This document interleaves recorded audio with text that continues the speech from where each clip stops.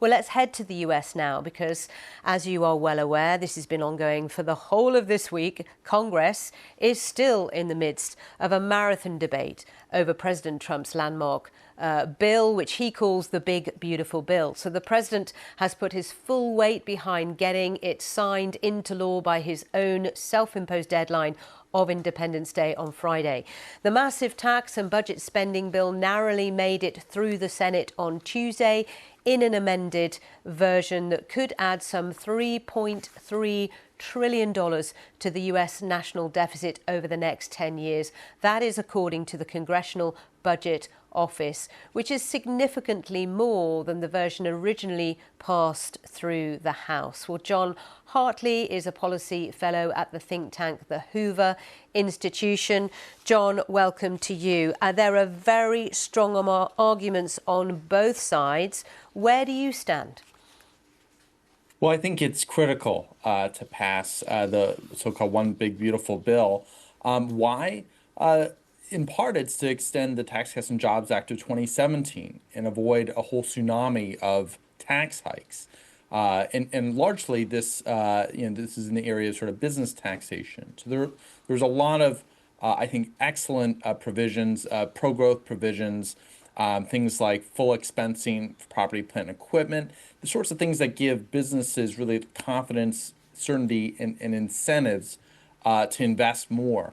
And that means more jobs and higher wages. There's a lot of evidence from academics, including myself and my co-authors, to academics at Harvard and elsewhere, that suggests that the 2017 Tax Cuts and Jobs Act had a very significant effect. So things like the business tax provisions like full expensing of capital equipment are going to be permanent now. They would expire otherwise, but they're going to be permanent going forward.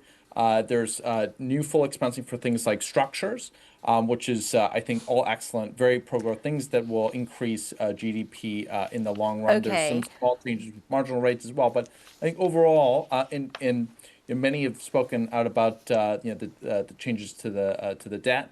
I think at some level, in the long run, these changes that we're talking about, $3 trillion, that's about 10% of GDP. And the U.S. debt to GDP right now is around 100%. Okay. What really sort of clouds the fiscal picture over the next, say, 20, 30 years is entitlements. We have to get to All right, entitlement. Jon. Can I just ask you then, what will be the provision for the poor, for those who aren't able to work, disabled, those who are unwell, with Medicaid being slashed significantly, other things like food stamps, some 12 million people will lose their Medicaid provision. And I've been hearing that some rural hospitals may be actually forced to close. How do you provide for that scenario if this bill were to go through?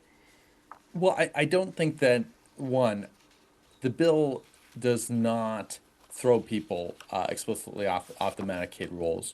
There's a lot of Medicaid dollars out there that are spent on things that have nothing to do with healthcare. There's this, I would say, just incentive on the part of states to take those federal dollars and spend them in places that don't have to do with healthcare. So there's a lot of crackdown on waste, fraud, and abuse in that space.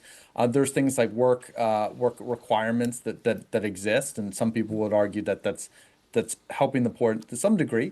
But at some level, what's really important, again, getting back to the point about marginal rates, there are cuts to marginal rates that for the poor, for lower and middle income people that wouldn't be happening if this bill wasn't being passed. And again, these business tax provisions, think companies, big corporations, small businesses.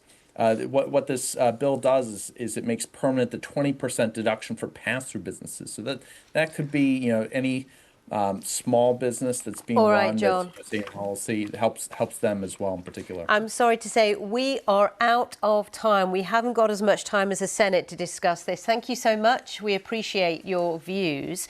Well, let's stay in the US because President